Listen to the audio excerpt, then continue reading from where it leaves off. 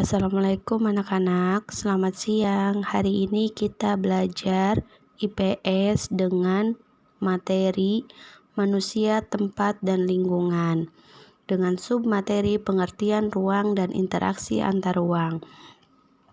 Diharapkan setelah kegiatan pembelajaran ini, siswa dapat menjelaskan pengertian konsep ruang, pengertian interaksi antar ruang, menyebutkan contoh interaksi keruangan antar wilayah Indonesia, menyebutkan contoh interaksi keruangan yang terjadi di wilayahnya, dan menjelaskan kondisi saling bergantung yang diperlukan untuk terjadinya interaksi antar ruang.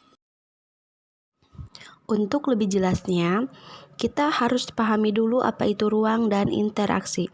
Ruang adalah tempat di permukaan bumi, baik secara keseluruhan maupun hanya sebagian, yang digunakan makhluk hidup untuk tinggal.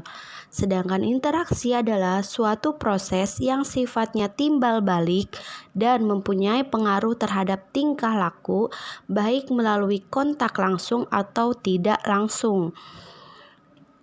Garis bawahi sifatnya timbal balik atau feedback. Berarti yang interaksi itu harus mempunyai feedbacknya. Kalau tidak ada feedbacknya berarti bukan interaksi. Contohnya,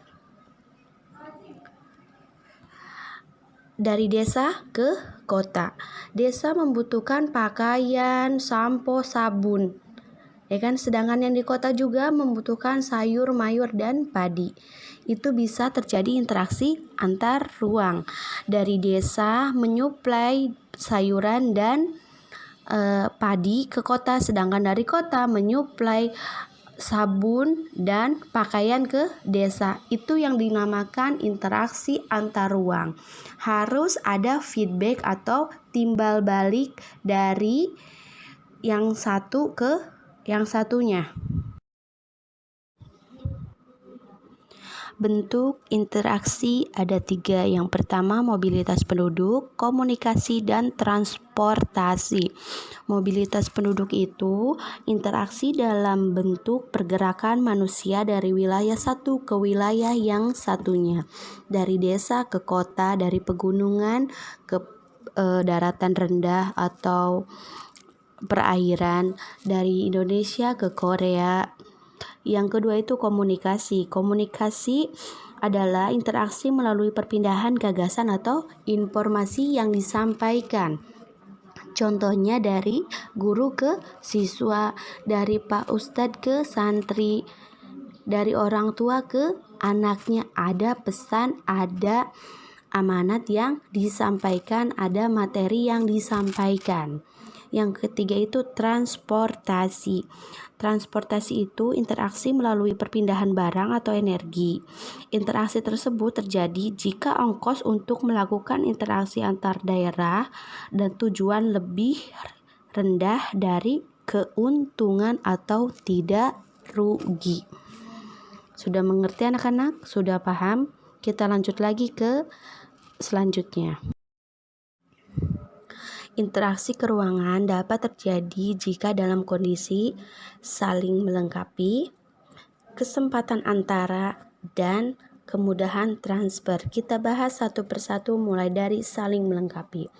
Kondisi saling melengkapi terjadi jika ada wilayah-wilayah yang berbeda komoditas yang dihasilkan. Contohnya udah jelas, wilayah A surplus sayuran dan wilayah B surplus ikan. Wilayah A itu katakan Kabupaten Bandung, wilayah B itu katakan Indramayu.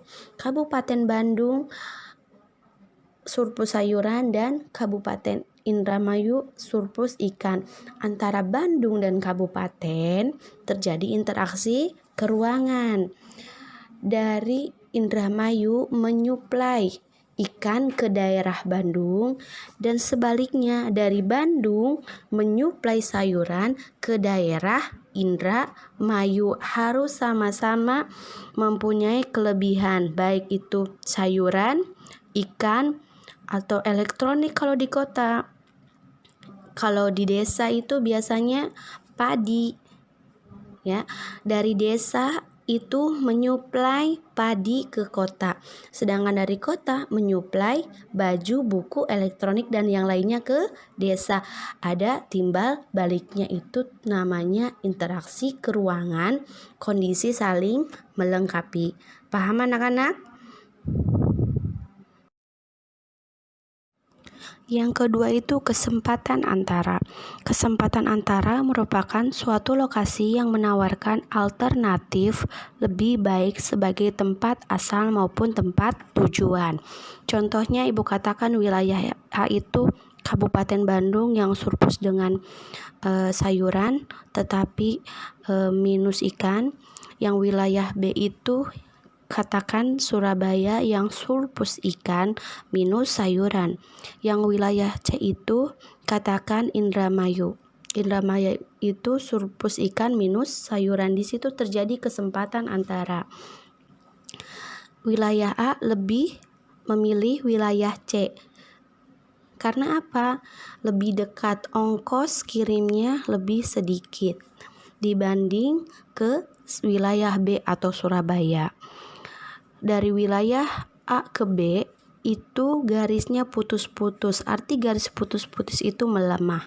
Sedangkan dari wilayah A ke C garisnya nyambung, itu namanya garis kuat.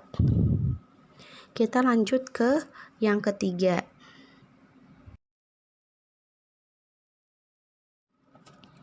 Yang ketiga itu kemudahan transfer.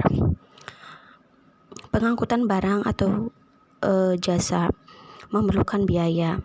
Biaya untuk terjadinya interaksi tersebut harus lebih rendah dibandingkan dengan keuntungan yang diperoleh.